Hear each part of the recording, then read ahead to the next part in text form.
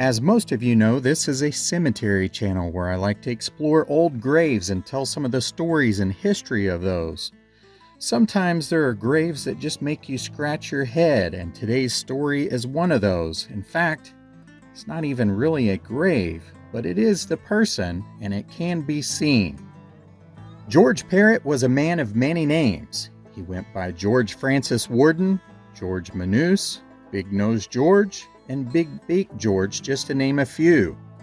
George was an infamous outlaw who was hanged and is the only man in American history who became a pair of shoes after his death.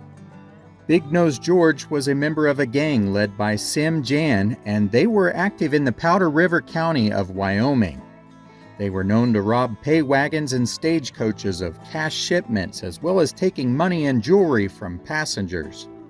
Other members of the gang were Frank McKinney, Joe Manus, Jack Campbell, John Wells, Tom Reed, Frank Toll, and Dutch Charlie Barres.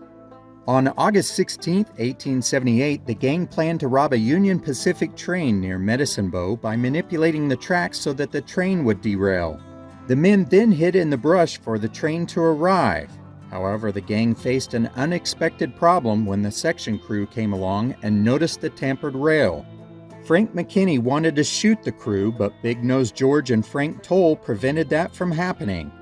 The crew started repairing the track while the railroad foreman went to stop the approaching train and inform the law that the tracks had been tampered with. The gang had to stay put in the brush as the crew repaired the tracks so as not to reveal themselves. After the workers left, the gang rode off. A posse was sent to apprehend the gang, and they were tracked to Rattlesnake Canyon at Elk Mountain. The outlaws shot and killed them. The gang then split up and headed in different directions. When the two dead lawmen were discovered, Union Pacific doubled their efforts in tracking the murderers. Authorities offered a $10,000 reward for their capture. Frank Toll was killed the next month while trying to rob the Black Hills stage line. Dutch Charlie was the first to be apprehended in 1879. He was placed on a train headed for Rawlins, Wyoming, but was stopped by a mob in Carbon. They removed Charlie from the train and hanged him on the spot from a telegraph pole. Big Nose George was arrested by Sheriff Rankin in July of 1880 in Miles City, Montana, after he got drunk and boasted of the murders in Wyoming. George was placed on a train headed back to Wyoming when it was stopped by the same exact mob in Carbon. He was hauled off the train and prepared to hang when he pleaded for his life in exchange for information on the murders. He was then cut down, and George was allowed to continue on to Rawlins to stand trial. While George was in jail, he claimed that Frank McKinney was Frank James and that Sim Jan, the gang's leader, was Jesse James. McKinney, Jan, and the rest of the gang disappeared and were not apprehended. George was found guilty on December 15, 1880, and was sentenced to hang on April 2, 1881. George attempted to escape on March 22. When he attacked jailer Robert Rankin, he fractured his skull and cut his scalp in the process. However, Mrs. Rankin stopped the escape when she appeared with a pistol in her hand and forced George back into his cell. When the news of the attempted escape spread throughout the town, a mob formed and they stormed the jail. They dragged George from the jail to a telegraph pole on Front Street. The mob tried to hang George twice but failed. On the third attempt, they were successful in hanging him. George's body was left hanging for hours until the undertaker removed him. Since there was no family to claim the body, doctors Thomas McGee and John Osborne took possession of the body to study the outlaw's brain to determine if there was any reason for his criminal behavior. The skull cap was sawed off, and the doctors determined that there was no difference in the brain when comparing it to a normal one. This was considered normal practice for the time, but the activities that happened next are quite bizarre. Dr. Osborne molded a mask of George's face using plaster of Paris.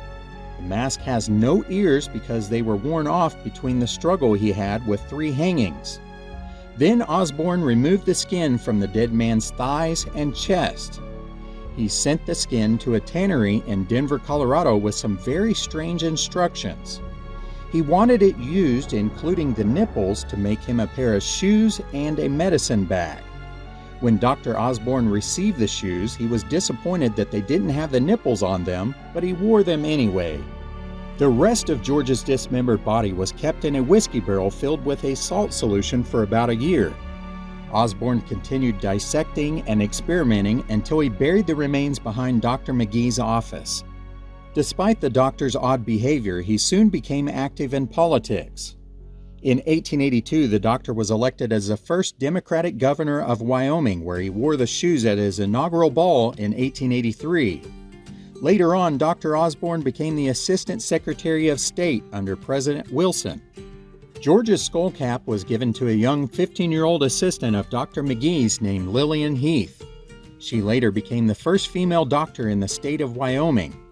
She used the skull cap as a doorstop and also an ashtray. On May 11, 1950, a construction crew was excavating a new building on Cedar Street where they discovered a whiskey barrel filled with bones. The location was behind the building that had served as Dr. McGee's office years before. Inside the barrel were numerous bones, including the skull with the top sawed off. Word of the discovery had soon made its way throughout the town, and a crowd gathered around to look at the grisly remains. Someone had contacted Dr. Lillian Heath, who had the skull cap. She was well into her 80s, but she was still alive. Her husband brought the skull cap to the scene, and it fit perfectly with the skull in the barrel. Today, the Carbon County Museum in Rawlins, Wyoming displays the death mask as well as the infamous shoes made from the outlaw's skin. Also on display is a watch given to Rosa Rankin for having stopped Big Nose George from escaping jail in 1881. The shackles that were used on Big Nose George during his hanging and the skull cap are on display at the Union Pacific Museum in Omaha, Nebraska. The rest of George's remains were reportedly secretly buried years ago in a location that's unknown. The medicine bag that was made of his tanned skin has never been found. The Big Nose George artifacts that are on display here are the main attraction within this museum. However, they do have a lot of other interesting things to read and learn about. If you're ever near the area of Rawlins, Wyoming, make sure you stop in and see the shoes that are made from this old outlaw. This certainly gives a new meaning to walk a mile in my shoes. That's going to do it for today's visit, and if you enjoy old stories like these or odd stories, make sure you check out the playlist that I have for strange graves. Thank you so much for watching, and we'll see you guys next time.